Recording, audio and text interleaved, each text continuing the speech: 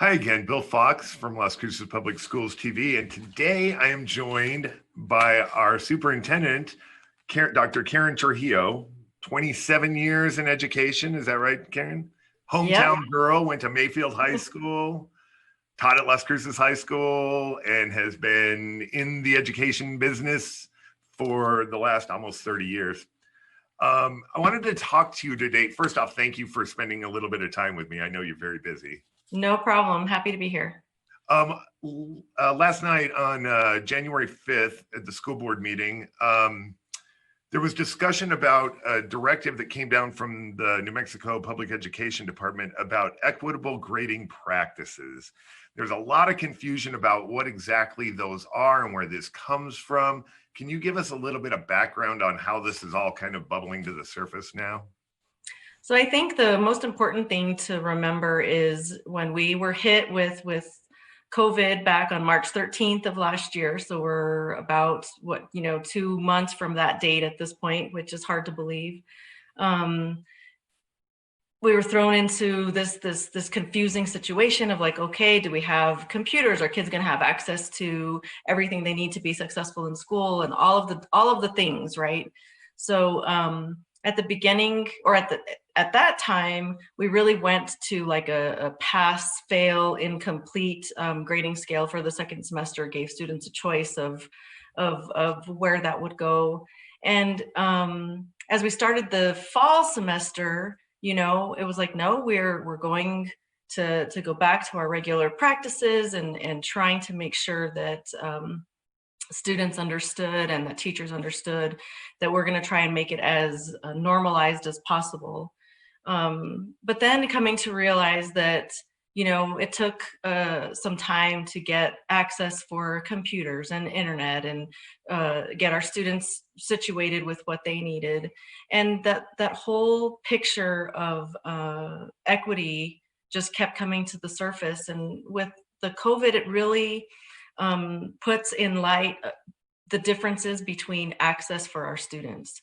So we have students that are thriving and doing very well and have internet every single day and a computer every single day and a firm schedule where they're attending to their Zooms. And if that were the case for all 23,500 of our students, that would be amazing. And but then we come to realize that there are families that don't have reliable internet every day, or if they have 3 or 4 children and they're all doing the Zoom at the same time, the broadband or the capacity for the hotspot doesn't necessarily accommodate that. We've done everything in our power to make lessons and content accessible. So teachers record all of their lessons so that students can watch them late at night, or make sure that as long as their work is turned in by a certain day, all of those different pieces. When we looked at the grades at the end of the first 9 weeks, it was clear that there were still students that the opportunity gap was still rather large. So the conversation started with, what are we going to do? Do we just reopen all of those for the first 9 weeks, give students the opportunity to make up that work? We did that, instituted tutoring, started just to say like, all right, what are the support systems that we have to build around our students in order to be successful? And that was a really great start, and it made a big difference for many. But if you stop and look at students who were willing to do that work and those that were not, it's like if a student can see a chance of being successful, they were more willing to engage with all of those additional supports. If they did not see a chance of being successful and getting a credit for that first semester, then it was like, well, why bother? Why am I even going to try if I don't have a chance of moving forward? So the high school principals and teachers, really got together, started looking at the equitable grading scale.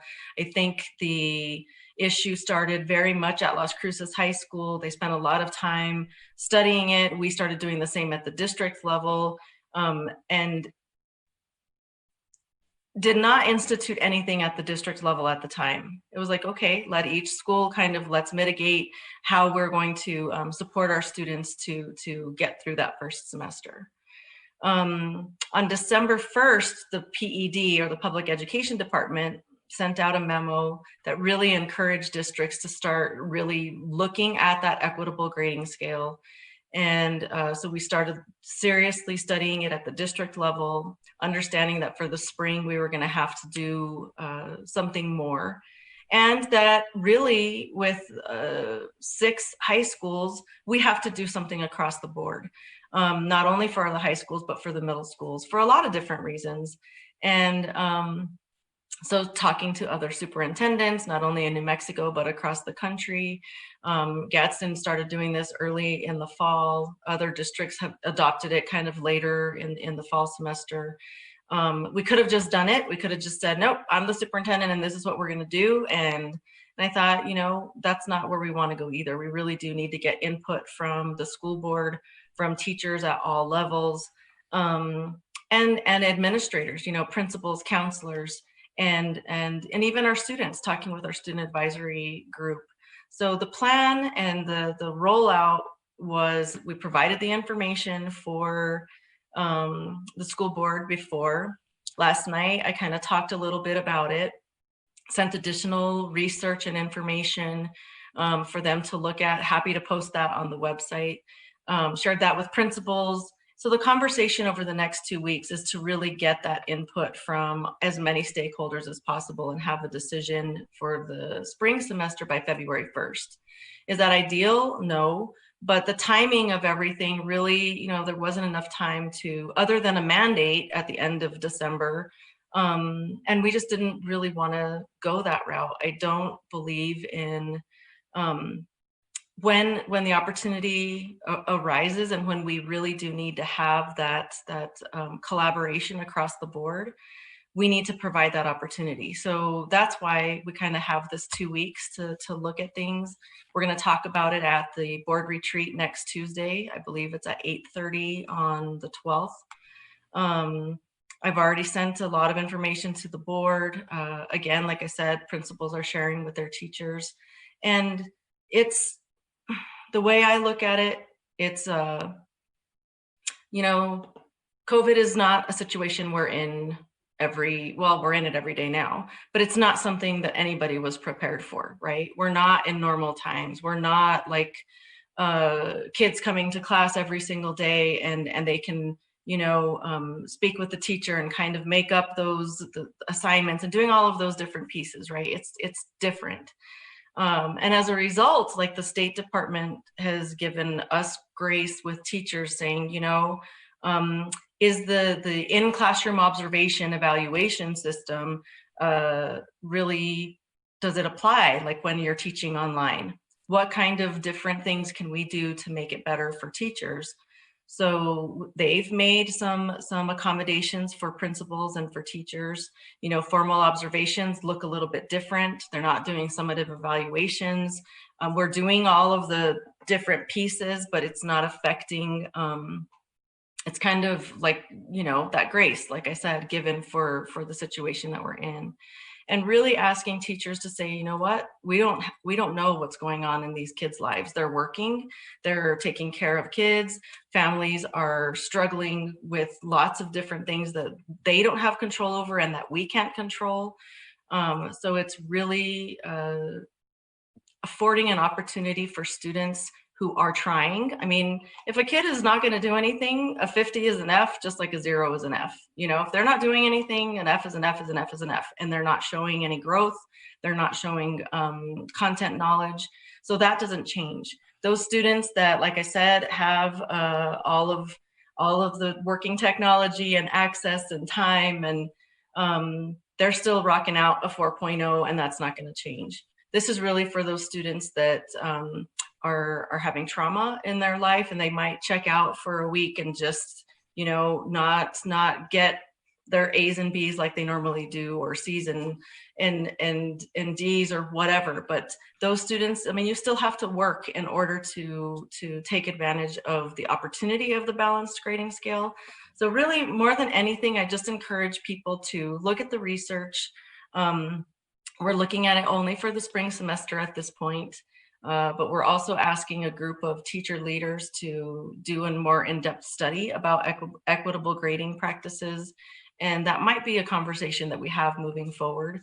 But for right now, it's an opportunity to help students see the chance to be successful, rather than, well, I got 3 zeros and I can't make it up, so forget it, I'm just not going to go to that class anymore. That's what we don't want. We don't want students to check out. We want them to be engaged and willing to keep trying from now through May 28th. And so we think this will give them that opportunity to do that. It was pretty clear that there is quite a bit of confusion and kind of misinformation or misunderstanding about the whole equitable grading system. Which, if you said for people to research, so I did. That's what I spent. I'd never heard of it before. Right. If people want to Google it, Google no zero grading, -0 grading. It's not new. It's been around for 15 years or so. It started with this guy from Harvard, The Case Against the Zero. Fascinating read. And I'm telling you, he lays it out very, very clearly, not in very Harvard speak, but basically if 100 to a 90 is an A and on down the scale, why is 50 to 0 or why is that? Why are we punishing students? If an A was a 4 and an F was a 0, that would make sense to people.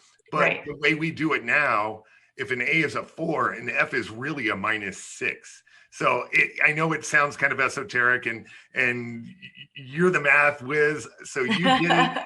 But I would encourage people to to Google no zero grading. It's not new. It's not voodoo. And I think the other thing too is we have, like I said, we can post it on our website, but there was an instructional coach from Gadsden that put together like a 20-minute video about the no zero grading and a balanced grade scale. And it was very eye-opening. And like you said, I'm a math teacher, I'm a high school math teacher. And I had to do my own research. I had to sit down and say like, okay, let's go back and let's really look at this and what does it benefit? I had to create tables for myself and look at the impact for different types of students. And so I think Mr. Jaramillo last night, when he spoke about it, he said, he did the same thing. He's like, I had to go back and I had to read. And when people call and talk to me and they are provided with the information, then it kind of clears up that misunderstanding. So I would also encourage people, take some time to look at it. It's a shift in what grading and the purpose is for. I think it's very, oh, go ahead. Sorry, I didn't mean to interrupt, but that raises a question that I kept coming up with last night.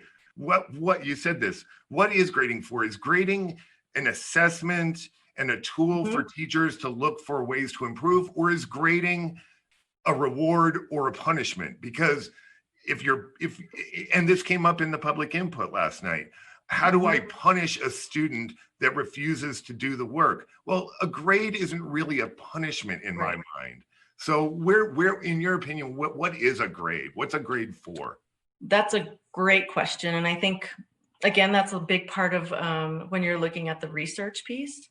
A grade should show what students know and are able to do, right? It should show like, yes, this student at an A is above proficiency in algebra 2. Like they get it. They know above and beyond. They understand the content.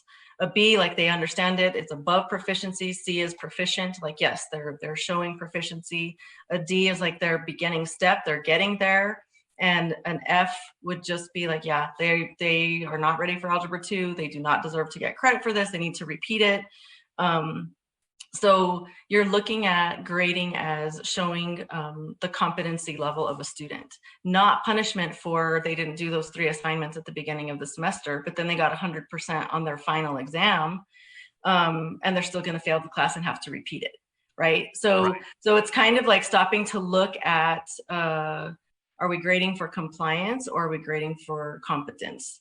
And when you look at the balanced grading scale, it really kind of takes out that punishment piece of it and you stop and look at a 50 is the same as a 0, right? That shows that the student is not showing proficiency and that they need extra help or they need to do more work or go to tutoring or whatever that looks like. But if you look at a transcript for a high school student, it doesn't have a 95.3 and an 82.6 and a 75 point whatever and a 25%. Like, it doesn't have that. It has A, B, C, D, or F.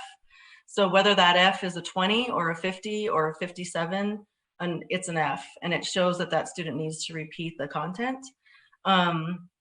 So the other talk, like in a lot of schools, is going to that 4-3-2-1-0 grading scale, similar to the transition that was made here at the elementary level many years ago when we went to the standards-based grading. So when you look at a first grade report card, it's 4-3-2-1. It's proficient, above proficient, beginning step, or nearing proficiency, right? And that was a huge shift. I mean, that took a couple of years to get teachers and parents and students to the point where they could understand what that meant. So it's really kind of taking that and looking at it for the middle school and high school as well, to saying, do grades really reflect what students know and are able to do? Yeah, I don't want to get too far off track, because that kind of takes it to a meta level where maybe we should reevaluate how we do this going forward from here forward. But I should stress that for now, what we're talking about is just for this semester, just for secondary students. So we're not punishing a senior that's got a chance to graduate. And George Lucas's education foundation, Edutopia, did exactly what you just talked about. A student gets 5 100s, showing that they're mastering it, misses one assignment, gets a 0, they've demonstrated mastery. Whereas a student that has a 65 and a 75 and mixed results on those 6 assignments still scores higher in the 100-point grading system. So again, everybody should Google it. There is a ton, no 0 out there. I don't want to get too far into the weeds, because this is a discussion that's going to go on for years. But for people's minds and for their mental well-being, we're just looking at doing this for this coming semester, this current semester. So we're really just looking at the balanced grading scale or equitable grading scale. I called it the condensed grading scale, but then if you go to the literature, it's the equitable grading. That's the verbiage that if you're going to do a search, that's what you would look for. And essentially it's just taking the 100-point grade scale, and it starts at 50. So 50 to 59 is your F, or not proficient at all. 60 to 69, 70 to 79. So it's 10 points for each one. And if you want to think about it on a 50-point scale, that's 0 to 9, and then 10 to 19 and 20. If that makes people feel better, that's fine. Same thing. So we're talking about it for the spring semester. We're talking about it only for middle school and high school. And we just felt like it was important that it's something that if we're going to do this, that it has to be done across the board. I am advocating for it, but I also do listen. And if, like once we talk with teachers and get input, there may be some adjustments, and it might be, I know at some schools, it's like, well, they have to do something. Like if they get a 20, I'm willing to move it to a 50, but if they get a 0, by God, it's going to be a 0. So, there may be some of that nuance in there. And I think that's why it's important to make sure that we have that conversation across the board with everybody, getting that input from the board. It is an administrative decision, and in the end, it will be, my decision to make. And but I just am more comfortable if we have input from as many people as possible, and that we have an understanding. And I think, one of the principals said, teachers at 4 of the high schools now are like, yeah, okay, we're good, we're on board. And they've done the background, they've done the research, they've kind of spent a little bit of time doing that. So we just want to make sure that we have the opportunity for everybody to to read and look at it and have the conversations, get the questions answered, and then move forward from there. And I really appreciate you having this conversation with me. I know you're so busy. Can you believe a year ago today, basically, or, this week, we had just gotten kind of through the ransomware debacle or situation. It's not a debacle on our part. We had, I think our IT department worked the entire Christmas break to touch every device, and we're looking forward to a great spring semester, and then March rolls around. I think we had like from January, like you said, January 15th to March 13th. So we had 2 solid months of relatively normal the entire year last year. Because, or August to like October, right? August, September, October. So about 3 months there. And then 2 months, January and February. And then that was it. But I think, testament to our team of people and the fact that we are such a collaborative group of people and that we don't make unilateral decisions within our entity. Like, we really do try and get input and work together. And it just shows that we do function as a team. And it's hard I think it's hard on the outside to kind of understand like all of the different pieces that have to fit together to make it work. But we're doing the very best that we can to try and serve the students in Las Cruces Public Schools. And, we have amazing teachers and administrators, and our support staff of our classified and certified employees are just truly amazing, and everybody does it for the good of our community and the good of our kids. And so I'm just proud to be part of the team at Las Cruces Public Schools, and we work together well. And like every family, every team, we don't necessarily agree on everything all the time, but once we make a decision, we're like, all right, this is where we're going, and we're moving forward. So that's what we need to do to make sure that we're doing the best that we can. Well, I hope these conversations can help the outside world kind of get a little bit behind the curtains view of what it takes to run a school district. And for that, I am very thankful for you taking some time. I know you probably got something else to do besides just sit here and chat. A few things, but I'm glad that we had the opportunity. And again, let's try to get something on the website for people to read and look at. I will send it over to you so we can get it posted. And I think that's a good start so that everybody's on the same page. A good start indeed. And I hope there's more conversations to come to. Oh, yes. There is a lot more to talk about. A lot to talk about, and I'm more than happy. This is just the first of many. Awesome. I appreciate that. Dr. Karen Trujillo, Superintendent of Las Cruces Public Schools, my boss. Thank you so much for spending this time with me. I could talk to you for hours, and hopefully going forward, we can have some more conversations. So hopefully. For now, thank you very much. Thank you.